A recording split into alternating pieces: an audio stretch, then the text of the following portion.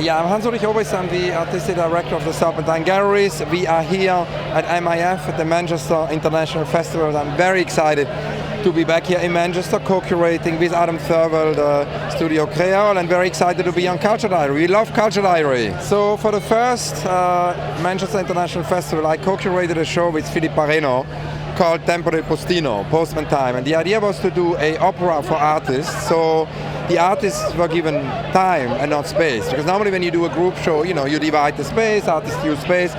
But actually for Tempo del Postino we did an artist opera where every artist had about approximately 15 minutes. And at that time we were actually thinking how amazing it would be one day to curate a similar show with novelists, how to curate literature.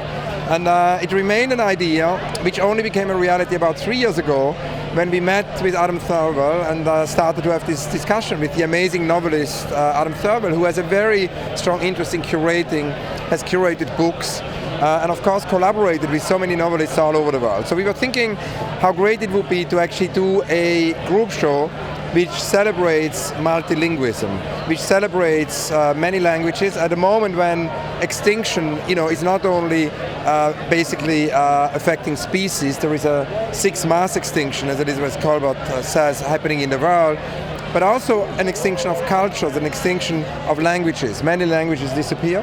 So we feel it's very important to celebrate the diversity of languages. We also feel it's important to basically have a possibility to celebrate not only the authors but also the interpreters, because usually the interpreters are always invisible or partially invisible, and we feel it's a very important role, the interpreters, the translators, and for this very reason in Studio Créole the interpreters are very visible.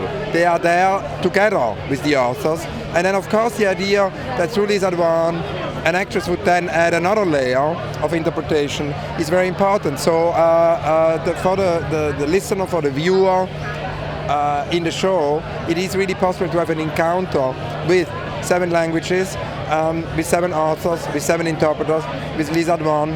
It's a very polyphonic show in that sense, and it's going to continue to grow after Manchester. It's going to go to Sydney and other cities, and we will add more languages, we will add more voices. And we think also at that very moment in time, because we live in a time where there are new forms of localisms appearing which actually are against this idea of a world literature. We think it's important to celebrate the world literature, to kind of resist new forms of nationalism and continue to believe in a global dialogue. And that's of course where Edouard Glissant is the great inspiration for this show. We do actually have with Patrick Chamoiseau an author here who is instrumental for this idea of creolization. And Edouard Glissant, of course, has not only been instrumental in the idea of creolization, the idea of a coming together of many cultures, the idea also of an archipelago, no? Because Edouard Glissant said that we need basically many different islands. A continental logic, he said, can be homogenizing, but he believes in this idea of an archipelago, which is more inclusive. And of course, he came and comes from Martinique, as does Patrick Chamoiseau.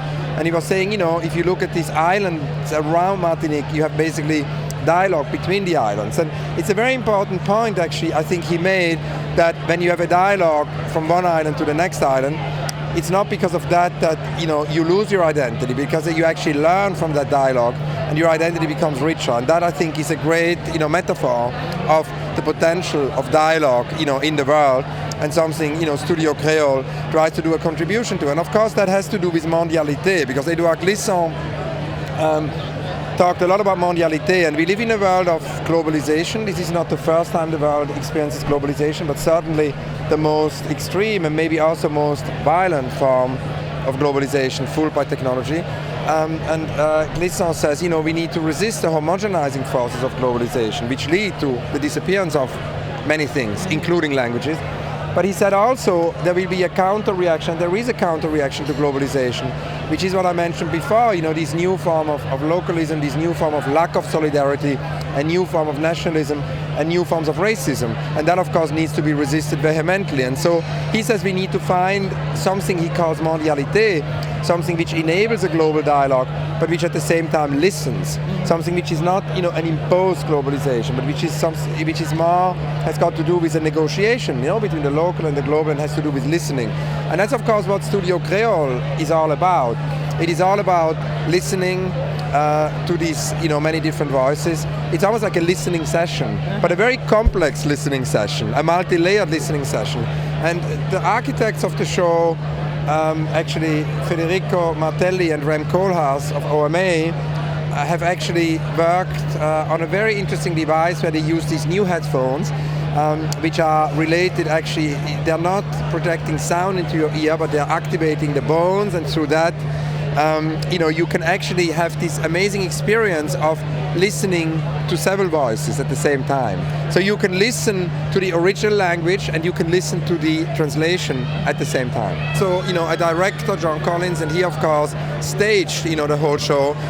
So it's really Adam Thurwell and I collaborated with the whole team, and we're extremely grateful to John McGrath and to the festival for making our Big Unrealized project a reality, and for the first time to make it possible to sort of in a way curate a group show of novelists and create this situation of polyphony. And of course it's also amazing that all the authors came to Manchester, because they are here, they're spending time here, and the dialogue between them and the public is a very, very important part of that show.